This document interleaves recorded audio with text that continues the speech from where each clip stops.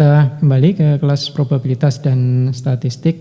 Kita lanjutkan pembahasan untuk distribusi hipergeometrik. Ini masih di distribusi untuk peluang diskrit. Nah, di pengertian distribusi hipergeometri ini dibentuk, contohnya dibentuk oleh suatu eksperimen yang memenuhi kondisi yang pertama populasi berukuran N, kemudian yang kedua setiap anggota populasi dapat dinyatakan sebagai sukses atau gagal dan terdapat M buah sukses dalam populasi, sehingga probabilitasnya P per N. Kemudian yang ketiga, suatu sampel berukuran N dipilih dari S populasi, dari N besar populasi dipilih N dari S populasi tanpa pergantian, di mana setiap himpunan bagian beranggotakan N yang dapat dibentuk dari populasi memiliki kesempatan yang sama untuk terpilih menjadi sampel. Nah, untuk mencari probabilitas atau peluang hipergeometrik ini rumusnya seperti ini. Nyatakan di sini, ini masing-masing sudah ada keterangannya. P ini probabilitas, kemudian N ini populasi, anggota populasinya, kemudian yang N ini kejadian, S sampel, R ini kejadian yang diharapkan, dan C ini rumus untuk kombinasi. Beberapa ukuran statistik deskriptif hipergeometrik ya sama dengan yang sebelumnya. Ketika ada fungsi, maka di sana juga bisa dilihat ciri atau karakteristiknya. Maka di distribusi hipergeometrik ini juga kita bisa melihat karakteristiknya berupa min, nilai atau nilai harapan, ini seperti ini, varians, kemencengan, keruncingan. Nah, ini bisa dihitung dan semua tadi sudah ada notasinya ya, notasinya masing-masing. Kita lihat ke contoh untuk distribusi hipergeometrik. Ini ada 33 perusahaan di Bursa Efek Jakarta yang akan memberikan dividen, dan 20 diantaranya akan membagikan dividen di atas 100 per lembar. Bapepam sebagai pengawas pasar saham akan melakukan pemeriksaan dengan mengambil 10 perusahaan. Maka di sini yang ditanyakan, berapa dari 10 perusahaan tersebut 5 perusahaan akan membagikan saham di atas 100 per lembarnya. N populasi ada 33, kemudian dari 33 diambil sampelnya 20, kemudian dari 20 ini akan dilakukan pemeriksaan terhadap 10 perusahaan, kemudian diharapkan dari 10 ini 5 diantaranya membagikan saham di atas 10 per lembarnya. Maka ini masuk dalam distribusi contoh distribusi hipergeometrik. Rumusannya, maka ini peluangnya 0,216. Ini contoh kasus yang mengikuti distribusi hipergeometrik. Bahasan yang selanjutnya distribusi Poisson. Ya. Pengertian distribusi Poisson. Jumlah X dari keluaran yang terjadi selama satu percobaan Poisson disebut sebagai variabel random Poisson, dan distribusi probabilitasnya disebut sebagai distribusi Poisson. Bila X menyatakan banyaknya sukses yang terjadi dan mu adalah rata-rata banyaknya sukses yang terjadi dalam interval waktu atau daerah tertentu, dan ini nilai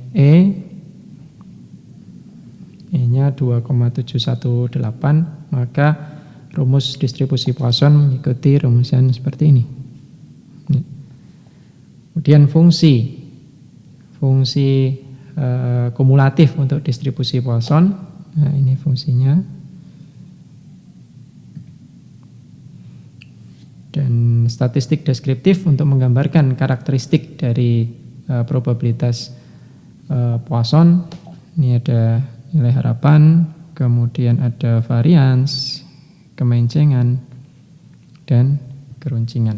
Ya, ini bisa kita lihat di sini. Berdasarkan pengalaman, setiap mencetak 10.000 lembar kertas terdapat 100 lembar yang rusak. Pada suatu waktu perusahaan mencetak 1000 lembar kertas. Hitunglah probabilitas A, tepat terdapat 5 lembar kertas yang rusak, dan B, mendapatkan paling banyak 2 lembar kertas yang rusak. Nah, ini contoh dari distribusi Poisson.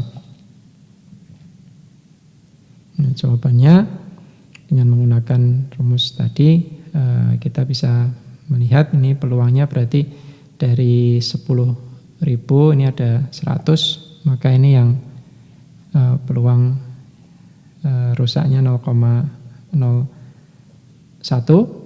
dan kalau ini rata-ratanya adalah N kali peluangnya, jadi yang kasusnya tadi 1000 kali 0,01 berarti paling banyak 10. Tapi di sini ada kondisi khusus di mana dari jumlah kertasnya 5, maka berapa peluangnya? Ini 0,0375. Kalau kurang dari 2 ya berarti tinggal ini ditambahkan P1, P0, Px sama dengan 1 dan Px sama dengan 2. Nah, untuk ringkasan ini kita akan coba bandingkan antar distribusi Bernoulli, binomial negatif, hipergeometrik, dan distribusi Poisson. Untuk peluang, untuk Bernoulli ini hanya mencari peluang gagal atau berhasil. Kemudian untuk binomial ini fokus pada peluang berhasil. Untuk binomial negatif ini mencari peluang gagal atau berhasil, hampir sama dengan Bernoulli untuk karakteristiknya peluang. Kemudian hipergeometrik ini untuk kasus di mana peluang berhasil yang berkaitan dengan peluang gagal. Jadi mencari perhatiannya pada yang berhasil, tapi kaitannya ada yang berkaitan dengan peluang gagal. Kemudian kalau Poisson ini fokus pada peluang yang berhasil. Jumlah percobaan. Ingat, jumlah percobaan untuk Bernoulli ini hanya 1 kali. Untuk binomial ini sama dengan Bernoulli, tetapi terjadi pengulangan N kali pengulangan. Binomial negatif ini akan berulang terus sampai terjadi sukses yang pertama.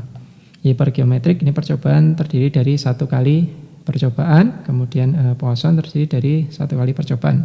Jadi yang menggunakan 1 kali percobaan ini ada 3, Bernoulli, hipergeometrik, dan Poisson.